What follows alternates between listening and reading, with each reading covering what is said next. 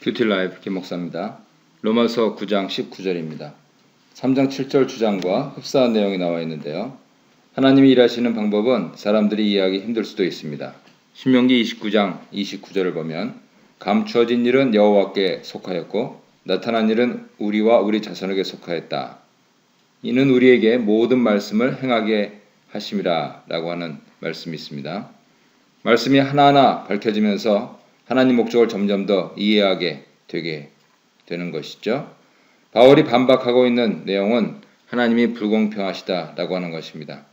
출애굽기 이해에서 사람들은 자기 행위와 무관하게 운명이 결정된 것처럼 보이는데 하나님의 주권과 자유가 아무 의미 없이 행사된 것이 아니고 큰 목적을 위하여서 사용된 것이라고 주장하고 있는 것입니다. 바꿔 말해 하나님 구원 계획을 위해 행해진 일인데 그의 영광을 인간들과 나누기 위해 그렇게 한 것이라고 바울은 논증하고 있습니다. 19절 보겠습니다. 혹 네가 내게 말하기를 그러면 하나님이 어찌하여 허물하시느냐 누가 그 뜻을 대적하느냐 하리니 이 사람아 내가 누구이기에 감히 하나님께 반문하느냐 지음을 받은 물건이 지은 자에게 어찌 나를 이같이 만들었느냐 말하겠느냐 토기장이가 진흙 한 덩이로 하나는 귀히 쓸 그릇을 하나는 천이 쓸 그릇을 만들 권한이 없느냐. 바로조차 하나님 뜻을 거부하지 못했다면 그 누가 하나님 뜻을 거부할 수 있겠는가라는 반론에 대해서 대답은 의외로 간단합니다. 무슨 자격으로 하나님 하신 일에 반론을 제기하느냐 하는 것이죠.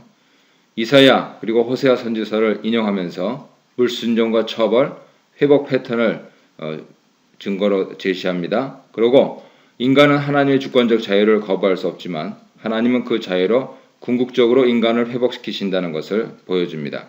이 주장을 증명하기 위해 예레미야 18장 1절로 12절에 나오는 토기장이와 그릇 이야기를 사용하면서 하나님과 피조물과의 관계를 상기시킵니다.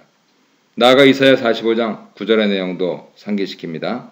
그래서 기본적으로 인간은 하나님을 고소할 수 있는 법적 권리가 없다라고 하는 것을 보여줍니다.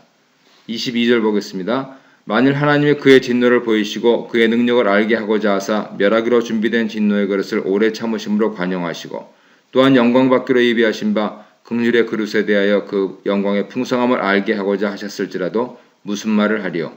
이 그릇은 우리니 곧 유대인 중에서뿐 아니라 이방인 중에서도 부르신 자니라.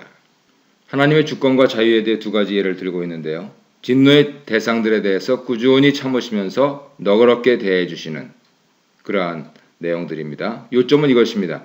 이렇게 행동하신 하나님의 자유에 대해 어떻게 피조물이 왜 빨리 멸망시키지 않느냐라고 항의할 수 있느냐라고 하는 것입니다. 두 번째는 구원하실 대상을 선택하실 때도 같은 자유, 같은 하나님의 주권적인 자유가 사용되는 것에 대해서 피조물은 할 말이 없다는 것입니다. 그 예로 하나님이 유대인뿐 아니라 이방인도 부르셔서 구원하심을 제시하고 있는 것이죠. 의도는 분명합니다. 하나님이 그의 자유를 사용해 하시는 일은 큰 긍휼을 베풀려는 것이지 완악하게 해서 멸망시키려는 것이 아니라는 것입니다.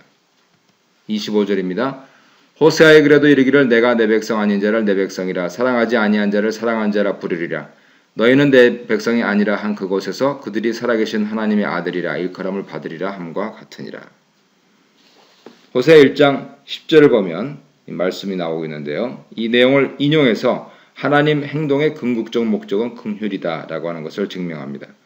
하나님은 주권적 자유를 사용하셔서 하나님 백성이 아니었던 자를 자기 백성이라 하시고 사랑하지 않던 백성들을 사랑하는 백성이라고 하셨습니다. 더 많은 사람들을 부르시고 구원하시는 긍휼의 일인데 그 목적에 대해서 다 알지 못하는 피조물들이 어떻게 하나님 일에 대해서 불평하고 반론을 제기할 수 있는가라고 하는 반문인 것이죠. 끝으로 27절입니다.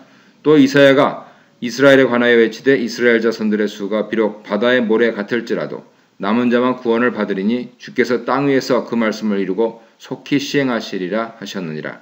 또한 이사야가 미리 말한 바 만일 만군의 주께서 우리에게 씨를 남겨두지 아니하셨더라면 우리가 소돔과 같이 되고 고모라와 같았으리로다 함과 같으니라. 이사야에서 세 구절을 인용하고 있습니다. 물론 70인역을 사용하고 있고요. 이사야 10장 22절에 남은 자는 그리스도를 받아들인 소수의 유대인입니다. 핵심은 하나님의 주권과 자유를 인정하고 믿고 의지하라고 하는 것입니다. 나머지 두 인용 구절은 이사야 10장 23절 그리고 1장 9절인데요.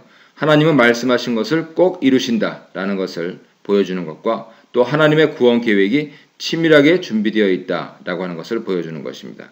이를 통해서 바울은 자신의 논증을 마치며 하나님의 주권과 자유를 선포하고 있습니다. 하나님의 자유 아래서 오늘도 자유로운 백성으로 승리하시를 바랍니다.